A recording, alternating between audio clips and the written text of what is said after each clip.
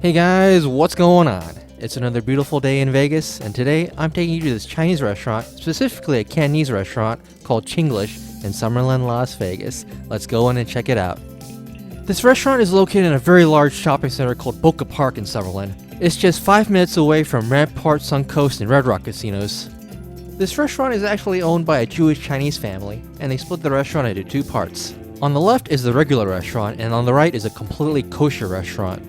And kosher is a term that describes food prepared in a certain way that complies with Jewish traditions. There's some different food on the kosher side that you won't find on the regular side. But I'm not Jewish, so I decided to go eat on the regular side. Here's their hours. They're open for lunch and dinner, but they're closed in the afternoon for a couple hours every day of the week.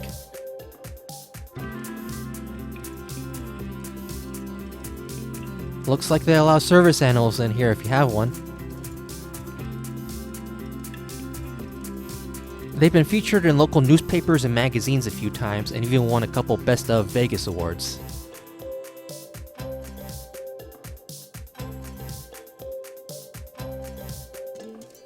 They have a nice bar here and there's some outdoor seating as well. Vegas is starting to cool down a bit so you can actually sit outside without feeling like you're going to get a heat stroke. The weather has been pretty nice at night lately. They have a little more private area back here for larger parties. They have a painting of Napoleon on the wall back here, and if you look closely, there's a little surprise. Napoleon's trying to feed his horse dumplings. I think there should be a new saying, make dumplings, not war. They have other paintings with little surprises just like this sprinkled throughout the building. And wine bar is part of the restaurant's name, so they have to have a decent sized collection of wine to choose from. I believe the corkage fee is around $30 if you choose to bring your own wine. And here's a small window that you can look into the kitchen. And if you look above that, you'll see Jesus eating Chinese food for the Last Supper. I wonder what Jesus' favorite Chinese food would be. And we got the most special seat of the house here, made to look like a rickshaw.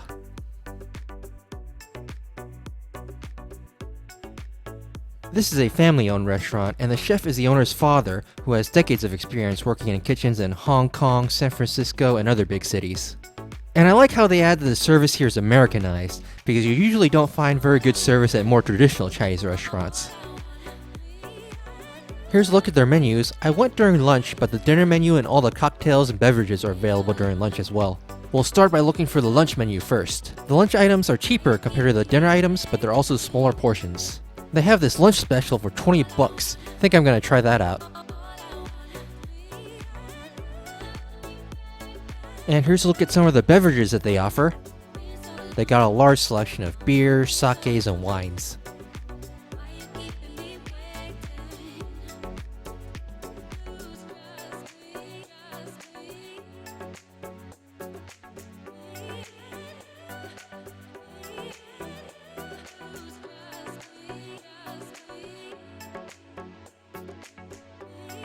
And here's a look through their dinner menu.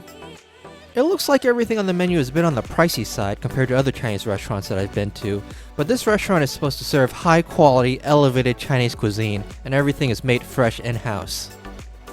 This restaurant kind of reminds me of P.F. Chang's in a way, because that restaurant is also supposed to be a little high-end and is expensive too. This Portuguese fried rice looks interesting. We'll have to give this a try. The waiter said this was their most unique dish, and you won't find this at other Chinese restaurants. And here's a list of all their cocktails, mocktails, and desserts. Everything with a star next to it is a signature item.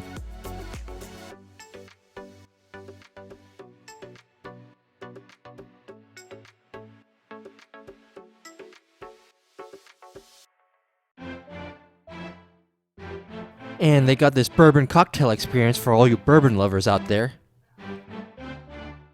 For our first appetizer, we got the Paw Paw's chicken dumplings for 13 bucks. And for those that don't know, Paw Paw means grandmother in Cantonese. Specifically the grandmother on your mother's side of the family. Apparently the owner's mother hand folds these every single morning. And for the lunch portion, you'll get 5 of these dumplings. The filling contains Chinese chives, chicken, and wood ear mushrooms. And they have their special homemade dipping sauce on the side too. The waiter said the sauce was a secret family recipe and couldn't share what was in it. The dumplings were nicely pan-fried and crispy on the outside and had a decent amount of filling on the inside. The Chinese chives has a really pungent, garlicky flavor to it. I think I like these dumplings better than the ones I had at Tim Ho Wan a couple weeks ago. These dumplings were much crispier, and they taste homemade too. These are really good dumplings. After tasting the sauce, it was pretty unique. It was sweet, savory, and just a little bit sour and spicy. The nice thing here is that you get a big bottle of water, so you can refill your cup whenever you want, and you don't have to wait for the waiter to come around. For our next course, we got the hot and sour soup for $8. It comes with chicken, tofu, wood ear mushrooms, bamboo shoots, and eggs. It's a really thick and hearty soup and packed full of all these ingredients in there. But the soup was extremely sour, spicy, and tangy. I guess they don't call it hot and sour soup for nothing. I normally don't order this at Chinese restaurants, and I actually can't even remember the last time I ate hot and sour soup. But the waiter suggested it because he said it was the most traditional out of all the soups. But it was just a little too spicy and sour for me. The chef might have been a little too heavy-handed with the vinegar and chilies when he made this. I think I should have gone for the wonton or egg drop soup instead. But I think you'll enjoy this if you like really spicy and acidic things though. But at least there was big chunks of each ingredient in there, and it was very flavorful. For our next course, we got the pork belly for $18. You get 6 pieces of nice chunks of tender pork with that crispy skin on top, and there's some pickled ginger on the side, with some hot mustard and hoisin sauce to dip it in. And the sauces are shaped in this cute yin-yang symbol almost. It's a pretty big sized chunk of pork meat. At other Chinese restaurants that I've ordered this at, the pork meat is like half the size of these, but it's also half the price too. The meat was fatty and juicy, and the skin was quite crispy too. There's some places that I've eaten this at where the skin is hard and tough to bite into, but these have the right amount of crispiness to it. And mixing the hoisin sauce with the hot mustard makes a sweet, savory, spicy, and pungent sauce. I think I could have done without the hot and spicy mustard though. I usually just eat this with hoisin sauce. I much prefer sweet and savory over spicy.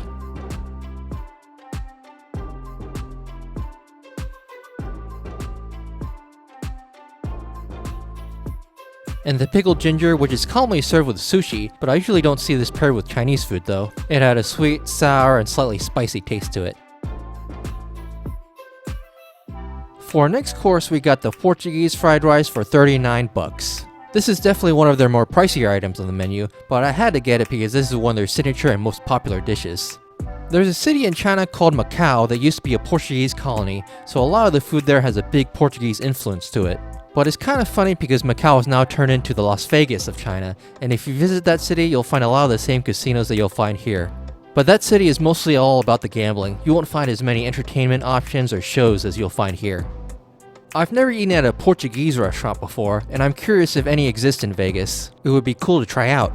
This dish contains a coconut cream custard on top, with chicken fried rice buried underneath that's been broiled in a pot. You also have the option of getting seafood if you want instead of chicken for an additional cost. And this pot comes out extremely hot too, straight out of the oven, so make sure not to touch it. Looks like the fried rice has peas, carrots, eggs, and onions, just like your typical fried rice. And the sauce has a big coconut flavor to it and a slight curry taste. And the chunks of chicken in there was really tender too.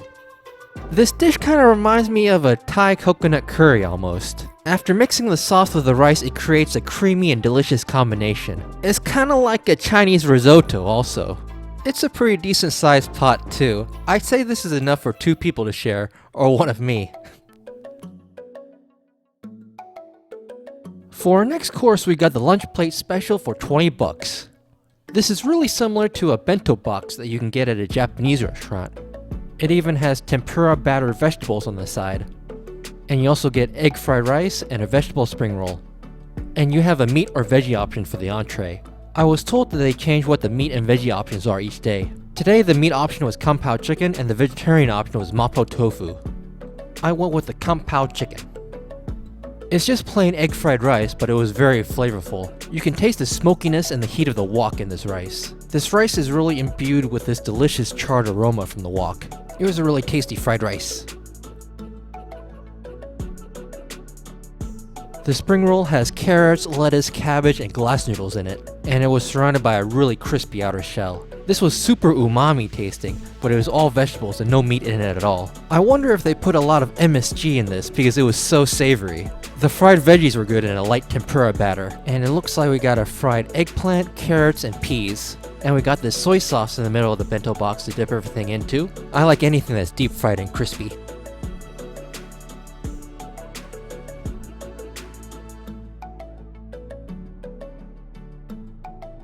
The kung pao chicken had chilies, peanuts, celery, and some bell peppers all mixed together in a savory and spicy sauce. My first bite, I accidentally bit into a chili and I was dying from the heat. I had to carefully pick out all the chilies to make sure I didn't bite into one again. It wasn't too spicy once I picked out all the chilies. This dish was also pretty flavorful. It had a big celery flavor to it with all the fresh cut celery in it. And it looks like all the chunks of chicken were white meat. At most Chinese restaurants it seems like they use dark meat, but here it seems like it's all white meat. And the chicken was really tender and juicy. And with the fresh celery and peanuts, it added a nice crunch and texture to everything.